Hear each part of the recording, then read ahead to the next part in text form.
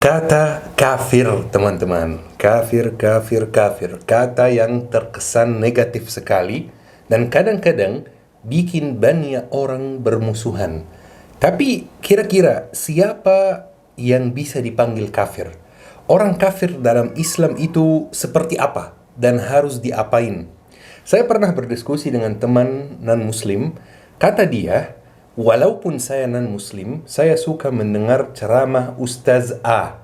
Jadi saya kaget ya, kenapa suka mendengar ceramahnya? Katanya karena dia moderat, tidak pakai kata kafir. Jadi di mindset teman saya itu, orang yang pakai kata kafir itu adalah orang yang ekstrim. Ya sebab kata kafir itu berasal dari bahasa Arab. Maka kalau kita ingin mengecek arti yang sebenarnya, kita harus melihat bahasa Arabnya juga. Dalam bahasa Arab, kalau kita buka kamusnya, kita bakal mengecek kata kafir artinya tidak percaya. Kafir artinya tidak percaya. Tidak percaya secara umum. Kita belum bahas soal agama atau akidah sama sekali. Jadi kalau misalnya teman-teman ada pohon di sini, tapi saya tidak percaya dengan adanya pohon ini, maka saya bisa bilang dalam bahasa Arab, saya kafir terhadap pohon ini. Maksudnya apa? Maksudnya saya tidak percaya terhadap adanya pohon tersebut. Saya kafir terhadap ilmu A. Itu artinya apa? Artinya saya tidak percaya dengan adanya ilmu A tersebut. Jadi sebenarnya teman-teman, kata kafir itu bukan kata yang mengandung makna negatif sama sekali. Itu hanya sifat yang mendeskripsikan. Jika ada orang non-muslim yang tidak percaya pada Islam, maka dalam ilmu syar'i itu namanya dia kafir. Dia kafir terhadap Islam. Artinya tidak percaya pada agama Islam. Dan itu kenyataan kan? Kalau kita tanya kepada dia, kamu percaya nggak dengan Islam? Dia bakal bilang, saya tidak percaya pada Islam. Maka itu artinya dia kafir terhadap Islam. Kita juga sama. Kalau kita tidak percaya pada agamanya, maka kita kafir terhadap agamanya. Artinya tidak percaya pada agamanya. Jadi secara umum, kata kafir itu bukan kata yang negatif sama sekali. Itu hanya mendeskripsikan teman-teman. Dan di dunia ini, kalau ada orang yang beriman, maka dia harus menjadi orang yang beriman dan kafir di waktu yang sama. Beriman kepada agama yang benar dan kafir terhadap agama yang tidak benar menurut dia. Bahkan itu teman-teman, ada ayatnya di dalam Al-Quran. Allah subhanahu wa ta'ala berfirman, وَمَنْ يَكْفُرْ بِالطَّاغُوتِ وَيُؤْمِنْ بِاللَّهِ. Barang siapa yang kafir terhadap taghut dan beriman kepada Allah, faqad istamsaka bil urwatil wuthqa, maka sungguh ia telah berpegang pada tali yang sangat kuat. Lihat dalam ayat ini teman-teman, ada orang yang beriman kepada Allah harus kafir terhadap taghut. Jadi beriman dan kafir di waktu yang sama. Beriman kepada kebenaran dan kafir terhadap kebatilan. Teman-teman, satu-satunya jalan untuk memahami Al-Quran, untuk memahami hadis, untuk khusyuk dalam salat adalah belajar bahasa Arab. Yuk ikhtiar untuk belajar bahasa Arab. Kami rekomendasikan Syabab Belajar Akademi. Mereka menyediakan kelas malam, kelas subuh buat orang-orang yang jadwalnya padat. Hubungi nomornya sekarang. Allah subhanahu wa ta'ala berfirman juga, إِذْ قَالُوا لِقَوْمِهِمْ إِنَّا بُرَآءُ مِنْكُمْ وَمِمَّا تَعْبُدُونَ مِنْ دُونِ اللَّهِ كَفَرْنَا بِكُمْ.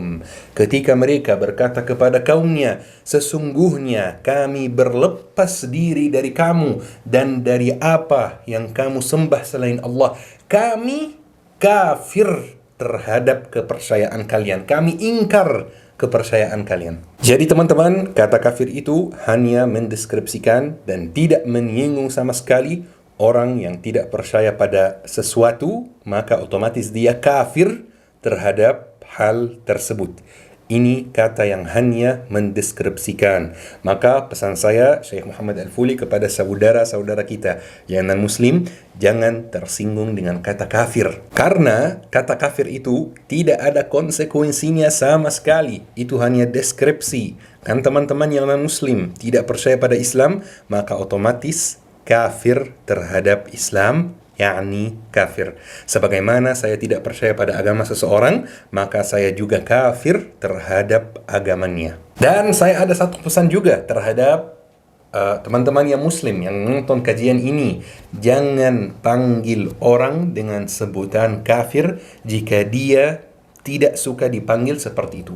Orang non-muslim dalam Al-Quran dipanggil kafir hanya dalam dua konteks saja, dalam dua ayat saja. Selain itu, dipanggil dengan panggilan yang lain. Ayat yang pertama, Allah Subhanahu wa taala berfirman, "Ya ayyuhalladzina kafaru la ta'tadiru al-yawm." Wahai orang-orang yang kafir, janganlah kamu meminta uzur pada hari ini. Ayat yang kedua, ketika ada orang yang mau mengeluarkan atau mau memisahkan kita dari keimanan kita, di sini ayatnya, "Qul ya ayyuhal kafirun." Katakanlah, wahai orang-orang kafir. Malah sebaliknya teman-teman, biasanya orang non-muslim di Al-Quran disebut atau dipanggil dengan panggilan yang mereka suka, dengan panggilan yang penuh dengan hormat, dengan panggilan yang bikin hatinya senang. Allah Subhanahu wa taala panggil Bani Israel, ya Bani Israel. Ini panggilan yang penuh dengan hormat. Kenapa? Karena Israel itu nama nabi. Maka mereka dipanggil, wahai anak-anak Israel. Ini nama yang baik. Taib, dipanggil juga Nabi Ibrahim memanggil ayahnya yang kafir dengan apa? Ya abati, wahai ayahku. Ini bukan ya abi, ya abati lebih lembut, lebih baik seperti ini. Terus ada ya qaumi juga, ada wahai kaum aku, padahal kaumnya kafir. Jadi teman-teman, jangan panggil orang yang muslim maupun yang non-muslim dengan panggilan yang dia tidak suka. Apalagi kalau panggilan itu mengandung rasa sombong. Saya lebih baik dari dia. Itu bahaya sekali teman-teman. Karena Allah Subhanahu wa taala membolak-balikkan hati. Nabi Muhammad sallallahu alaihi wasallam selalu berdoa, "Ya muqallibal qulub, tsabbit qalbi ala dinik." Wahai zat yang membolak-balikkan hati, teguhkan hatiku di atas agamamu. Bisa jadi antum hari ini beriman kepada Allah Subhanahu wa taala, tetapi di akhir hayat su'ul khatimah, jadi kafir. Bisa jadi orang yang antum panggil kafir hari ini atau antum ganggu dengan panggilan yang dia tidak suka hari ini, bisa jadi dia masuk Islam dan husnul khatimah. Jangan terlalu senang, karena Islam itu adalah satu-satunya agama yang tidak menjamin surga 100% bagi penganutnya. Saya ulangi sekali lagi, Islam adalah satu-satunya agama yang tidak menjamin surga 100% bagi penganutnya. Kalau agama lain, tinggal percaya aja sama agama lain, udah selamat. Tapi kalau Islam tidak boleh. Islam itu ada dua sayap. Sayap yang pertama adalah iman. Sayap yang kedua adalah amal. Iman tanpa amal tidak boleh. Amal tanpa iman tidak boleh juga. Orang yang masuk surga, orang muslim yang masuk surga itu hanya yang punya dua sayap ini. Sayap iman dan sayap amal. Kita percaya pada la ilaha illallah dan harus mengamalkan la ilaha illallah juga. Kalau antum tanya kepada teman-teman yang beragama Nasrani, beragama Kristen, apa itu dosa asal? Kalau antum nggak tahu dosa asal, bisa searching dulu. Dosa asal, mereka pasti akan menjawab ketika Nabi Adam makan dari pohon atau makan dari tempat terlarang. Sedangkan konsep dosa asal itu dalam Islam tidak ada. Tapi kalau kita mencari sesuatu yang mirip dosa asal dalam agama Kristen, ada sebenarnya, ada dosa asalnya. Dosa asal yang pertama kali dilakukan makhluk adalah dosa iblis. Ketika Allah Subhanahu wa taala memerintahkan iblis untuk menyapa Nabi Adam, untuk sujud kepada Nabi Adam. Iblis merasa dirinya lebih baik dari Nabi Adam, merasa dirinya lebih mulia dari Nabi Adam, dan iblis menolak untuk menyapa, untuk sujud kepada Nabi Adam. Qul qala ana khairun minhu khalaqtani min narin wa khalaqtahu min tin. Iblis berkata, aku lebih baik dari dia, dari Nabi Adam. Engkau menciptakan aku dari api, sedangkan dia engkau ciptakan dari tanah. Iblis merasa api lebih mulia dari tanah. Maka iblis menolak untuk menyapa dia. Padahal waktu itu iblis belum dimurkai oleh Allah Subhanahu wa taala. Tapi karena dia melakukan dosa yang sangat besar, yaitu dosa diskriminasi, dosa menyombongkan diri, dosa merasa sombong, dosa merasa lebih baik dari orang lain, Allah langsung berfirman, qala fahbit minha fama yakunu laka an tatakabbar fiha fakhruj innaka minas saghirin. Allah berfirman, turunlah kamu dari surga itu karena tidak sepatutnya kamu menyombongkan diri di dalamnya. Keluarlah, sesungguhnya kamu termasuk orang-orang yang hina. Gara-gara dosa diskriminasi, merasa diri lebih baik dari yang lain. Maka teman-teman, dosa yang pertama kali dilakukan atau konsep yang mirip dengan konsep dosa asal di agama lain adalah dosa diskriminasi yang dilakukan oleh iblis. Jadi, kalau antum melihat saudara muslim, jangan merasa sombong.